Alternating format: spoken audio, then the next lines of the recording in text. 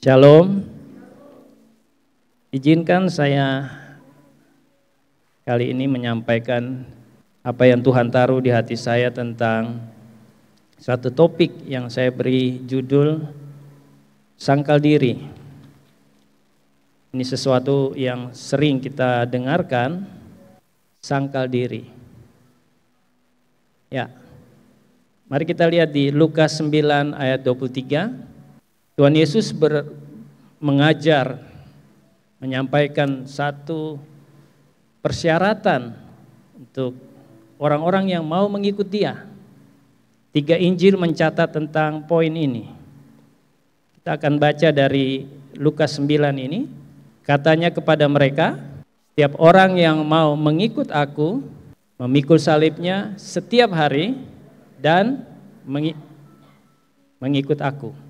Setiap orang yang mau mengikut Yesus, dia harus menyangkal dirinya, memikul salibnya, kemudian mengikut Yesus. Firman ini ditujukan untuk orang-orang yang mau mengikut Yesus. Jadi ini sebuah pilihan. Dan Tuhan Yesus tidak memberi syarat yang susah-susah, yang rumit-rumit. Tuhan Yesus hanya bilang, sangkal dirimu, pikul salibmu setiap hari. Kemudian ikut aku. 2 kata yang sederhana tetapi kita harus memaknainya dengan lebih dalam lagi sehingga kita menemukan esensi apa yang terkandung di dalam pengertian sangkal diri. Sangkal diri bukan sekedar ada CI di depan dan kemudian kita menolak untuk makan. Itu diet namanya. Itu hanya untuk tubuh kita. Hanya dibutuhkan penguasaan diri. Tetapi sangkal diri yang Tuhan Yesus maksudkan lebih dari sekedar itu. Pada bulan Maret kita belajar tentang perubahan. Perubahan yang terjadi di dalam kekristenan itu dari dalam keluar. Dunia menawarkan dari luar ke dalam. Tetapi kita punya perubahan itu dari dalam keluar. Penyangkalan diri sangat dibutuhkan untuk bisa mengikut Yesus, untuk bisa mengiring Yesus. Saudara mesti mengerti bahwa ajaran Kristus itu berbeda dengan dunia, selalu bertolak belakang. Kalau kamu mau menjadi yang terbesar, kamu harus menjadi yang terkecil. Kalau kamu ingin dilayani, kamu harus melayani. Kalau pipi kirimu ditampar, kasih pipi kanan. Selalu bertolak belakang dengan apa yang sistem dunia anut. Banyak kita setuju dengan itu, tetapi waktu kita mau menerapkan, Yesus bilang, kalau kamu mau ikut aku, kamu harus sangkal diri. Kenapa Yesus bilang dan Yesus menaruh persyaratan ini di poin pertama dalam syarat mengikut Dia? Karena Tuhan Yesus tahu problematika kita sebagai manusia secara individu maupun secara komunitas. Ada hal-hal yang saudara dan saya harus mengerti. Saya akan bagikan ada 2 hal yang terjadi dalam diri kita, prinsip-prinsip yang kita harus sadari. Yang pertama, setiap manusia terlahir dengan membawa tabiat dosa. Rasul Paulus menulis ini, dia juga mengalami ini. Ya, saudara bisa baca di Roma 7 ayat 21. Roma 7 ayat 21 sampai 23. Ini juga dialami oleh saudara dan saya. Saya jelaskan sedikit. Rasul Paulus ini orang yang taat pada agamanya pada waktu itu sebelum dia ketemu Yesus. Agama Yahudi adalah satu-satunya agama di mana Tuhan sendiri datang dan menyampaikan hukumnya. Tuhan sendiri menulis dengan tangannya dan memberikan hukum kepada bangsa Israel. Dan Rasul Paulus, waktu itu namanya Saulus, dia adalah salah satu. Dan dia bukan orang rata-rata, dia seorang pemimpin. Dia yang berjuang membela agamanya pada waktu itu. Tetapi ketika dia berjumpa dengan Yesus, itu diubahkan. Tetapi dia menjelaskan bahwa sekalipun dia hidup di bawah hukum yang Tuhan sendiri tulis, dia menemukan bahwa di dalam dirinya, lihat ayat 23 ini, di dalam anggota tubuhnya ada satu hukum, yaitu hukum dosa. Ini juga kita alami. Siapapun kita, ketika kita lahir, kita membawa itu di dalam anggota tubuh kita, ada hukum itu. Satu kali beberapa waktu yang lalu saya di rumah, anak saya yang paling kecil, Matthew, dia bermain dengan temannya yang seumuran. Mereka berdua asik bermain, dan satu ketika mereka bermain sambil memainkan permainan-permainan anak kecil itu.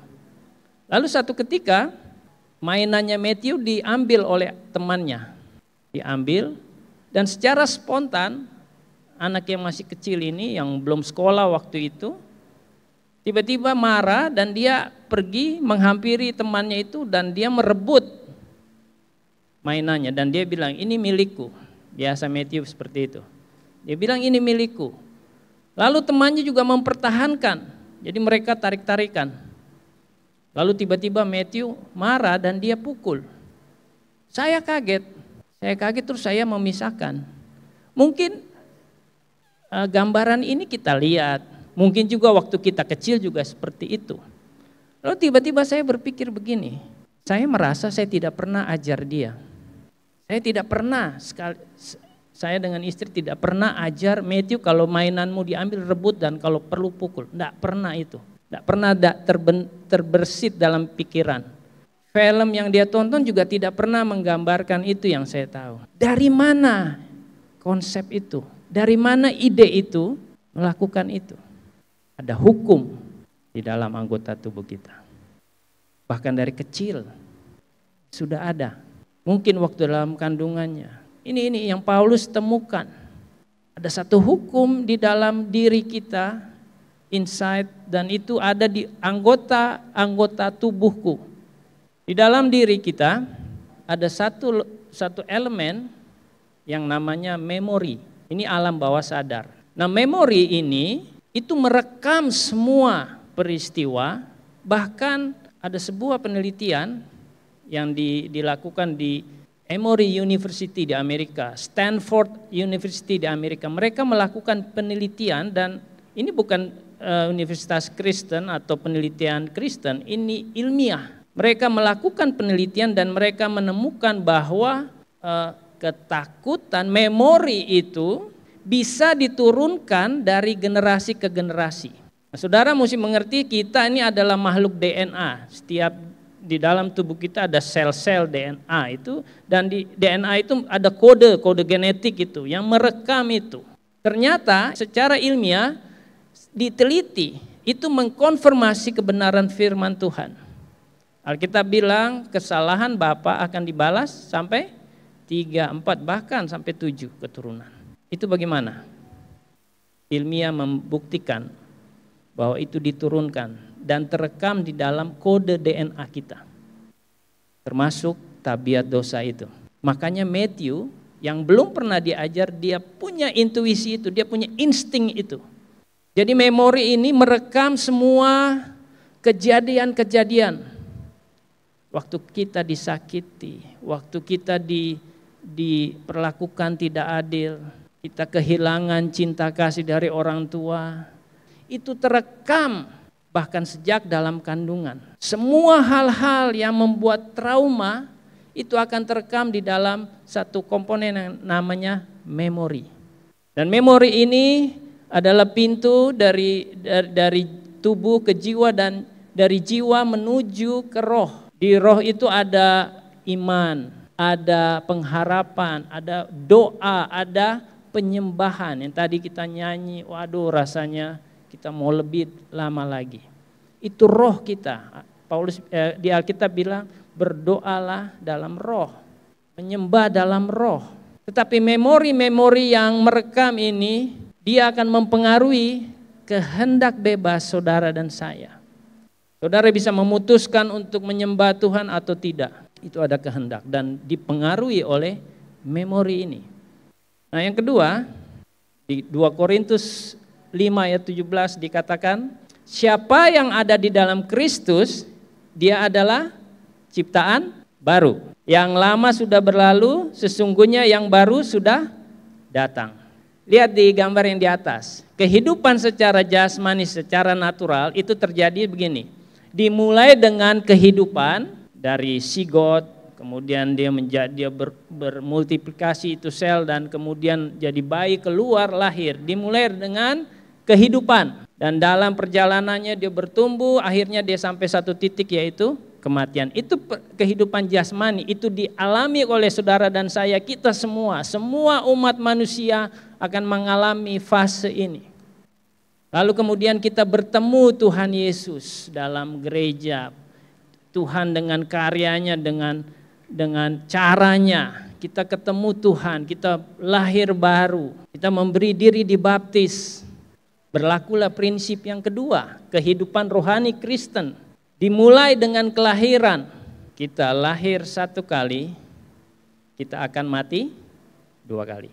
Kalau saudara hanya lahir satu kali secara jasmani, kemudian saudara akan mengalami kematian dua kali. Kematian secara jasmani dan yang kedua kematian secara rohani, terpisah dengan Allah. Kalau lahir hanya satu kali. Tapi kalau kita lahir dua kali, kita hanya akan mengalami kematian satu kali. Amin. Saudara lahir secara natural, satu. Kemudian saudara lahir baru, Yohanes 3, dari air dan roh. Saudara hanya mengalami kematian secara fisik saja. Saudara akan bersama-sama dengan Kristus. Jadi untuk kita, dari 2 Korintus 5 ayat 17 ini, berlaku prinsip ini. Sesuatu yang baru, dia akan hadir kalau yang lama berlalu. Saya ulang. Sesuatu yang baru, ciptaan baru itu akan hadir kalau yang lama berlalu dulu. Artinya, kalau saudara dan saya tidak mengalami kematian, tidak bisa ada yang baru. Amin. Kalau saudara dan saya tidak mengalami kematian di dalam Kristus, sesuatu yang baru tidak bisa muncul. Sekalipun ada di gereja, sekalipun mengaku Kristen, sekalipun KTP-nya Kristen, sekalipun melayani, kalau tidak mati dalam pengertian apa? Roma 6 ayat 6. Coba Bapak Ibu lihat itu. Paulus tulis lagi di Roma 6 ayat 2 sampai 6. Kita bisa baca dari secara cepat saja di ayat 3 yang saya kasih warna berbeda. Semua yang dibaptis di dalam Kristus, kita dibaptis dalam kematiannya.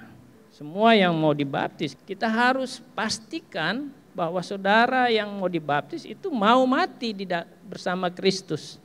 Saudara tidak bisa bilang saya mau mati waktu upacara baptisnya, tapi saya nanti kalau dunia menyenangkan, saya hidup lagi untuk dunia. Tidak bisa. Ini pilihan, ini komitmen, ini kesadaran. Baptis bukan program gereja, baptis itu perintah Kristus, gereja hanya eksekutor saja. Amanat Agung berkata, pergilah jadikanlah semua bangsa muridku dan baptis dalam nama Bapa, Anak dan Roh Kudus. Dan kemudian ajar. Gereja hanya mengeksekusi, hanya menjalankan perintah Kristus. Paulus menjelaskan karena dia juga mengalami itu. Waktu kita dibaptis, memberi diri dibaptis, itu adalah saat dimana kita mati. Karena itu Yesus bilang, kamu mau ikut aku, sangkal dirimu. Dalam penyangkalan diri itu, satu hal yang kita mesti tahu bahwa kalau kita sudah mati di dalam kematian bersama Kristus dalam baptisannya, kita disalib, kita akan hidup sekalipun kita masih ada di dunia ini. Kita masih menjalani kehidupan, tetapi memori yang tadi itu dipulihkan. Amin. Jadi bagaimana? Dua prinsip ini yang tadi itu, yang pertama, saudara dan saya harus tahu kita semua dilahirkan membawa tabiat dosa. Paulus menulis itu. Yang kedua, prinsip rohani adalah kalau kita ketemu Yesus, kita lahir baru, maka prosesnya adalah kita harus mati. Yang tadi kita baca di Roma 6 ayat 2 sampai 6 itu. Supaya dosa hilang kuasanya. Nah, prosesnya kira-kira begini. Untuk bisa itu kita alami, saudara dan saya harus mengalami yang namanya pembaharuan budi. Amin. Roma 12 ayat 2 itu. Roma 12 ayat 2 berkata bahwa Pembaharuan budi itu mutlak kita alami supaya kita bisa tahu mana kehendak Bapa, mana yang berkenan, mana yang sempurna melalui pembaharuan budi. Dan proses ini adalah proses lifetime journey, satu perjalanan seumur. Kita belajar. Nah, perlu pembaharuan budi, perlu pembaharuan cara berpikir. Paradigma kita diubah melalui apa? Melalui firman Tuhan. Dan perubahan itu akan membawa saudara dan saya untuk sampai pada satu fase di mana saudara dipimpin oleh Roh. Ini goalnya. Dan itu terjadi setiap hari. Makanya Yesus bilang kalau mau ikut Yesus, sangkal dirimu. Di poin itu, karena di dalam tubuh saudara ada satu hukum. Dan hukum itu menarik saudara untuk keluar, untuk tidak mau dipimpin oleh Roh. Padahal saudara sudah terima Yesus, Roh Kudus sudah masuk. Amin. Jadi ini sesuatu yang saudara dan saya kerjakan. Yesus bilang sangkal dirimu. Jangan berdoa, Tuhan tolong saya, bekerjalah dalam saya. Tidak, saudara yang mengerjakan itu. Amin. Berdoa supaya Tuhan kasih hikmat. Berdoa supaya pembaharuan budimu terjadi melalui firman Tuhan. Berdoa supaya saudara dalam kebebasan saudara untuk memutuskan, tapi saudara memilih untuk taat kepada Tuhan. Tetapi proses menyangkal diri itu saudara yang mengerjakan. Saudara dan saya yang mengerjakan. Dan kalau saudara dipimpin hidup oleh Roh Kudus, saudara bisa tahu, saudara akan ngerti apa yang Tuhan mau. Saudara tidak akan terombang-ambing, kok saya nggak pernah dengar suara Tuhan mau apa, saya ini panggilannya apa. Tidak. Roh Kudus akan memimpin. Roh Kudus itu adalah parakletos, penolong. Dan dia punya tugas itu, dia akan mengingatkan apa yang Tuhan Yesus sudah ajarkan. Dia akan ingat firman dalam satu situasi, saudara tiba-tiba ada dalam satu situasi yang sulit. Roh Kudus akan ingatkan, ada firman-Nya. Tiba-tiba saudara akan, oke, saya tahu ini. Dan itu terjadi setiap hari. Dan dibutuhkan penyangkalan diri untuk saudara menolak hukum dosa itu yang ada dalam tubuh saudara. Dan kalau itu kita hidupi, kita biasakan itu menjadi gaya hidup, saudara akan menjadi sampai pada satu goal, yaitu serupa dengan Kristus. Roma 8 ayat 29. Ini goal kita. Perjalanan mengikut Yesus itu perjalanan satu arah. Jalannya satu. Kalau Tuhan Yesus berjalan dari Getsemani sampai di Golgota, dia melalui jalan yang namanya Via Dolorosa, jalan kesengsaraan. Dan dia memikul salibnya. Saudara dan saya tidak bisa memikul salibnya Kristus. Saudara tidak bisa menjalani jalan yang dilewati Kristus. Hanya Kristus yang menjalani itu. Tapi Yesus bilang, kalau kamu mau ikut saya, sangkal dirimu di dalam diri saudara. Pikul salibmu, bukan salib Kristus. Setiap hari. Dan itu jalan yang satu arah. Tidak ada jalan kembali. Saudara sudah berkomitmen untuk ikut Yesus. Tapi syaratnya sangkal dirimu. Seorang penginjil besar, Billy Graham, dia berkata seperti ini. Untuk menerima keselamatan, saudara dan saya tidak bayar apa-apa. Yang bayar Tuhan Yesus. Saudara tidak bayar apa-apa. Saudara hanya terima dengan iman. Saudara yang menikmati karya keselamatan itu. Tetapi mengikut Yesus, ada harga yang saudara harus bayar. Harganya tidak mahal. Tuhan Yesus tidak minta uang atau harta, emas. Dia punya itu semua. Dia bilang, kamu mau ikut aku, sangkal dirimu. Pikul salibmu dan ikut aku. Yesus bilang, mari kamu yang berbeban berat, datang kepadaku, belajar dari aku. Aku akan memberikan kelegaan. Sebab kuk yang kupasang itu ringan dan enak. Belajar dari Yesus. Ikuti jalannya. Semakin saudara menghayati ini semua, saudara akan menemukan saudara semakin mencintai dia. Dia adalah pribadi. Dia pribadi yang hidup, dia manis, dia lembut, dia mengasihi saudara. Dia tahu apa dalam isi hati saudara, apa yang sedang saudara alami, sakit, penyakit, persoalan. Firman-Nya ada dalam hati kita, ada dalam mulut kita. Perkatakan itu. Jadilah pemenang, jadilah orang yang berbeda dari hari-hari sebelumnya. Karena saudara mengalami pembaruan budi. Semakin saudara melakukan itu, semakin saudara mencintai Yesus.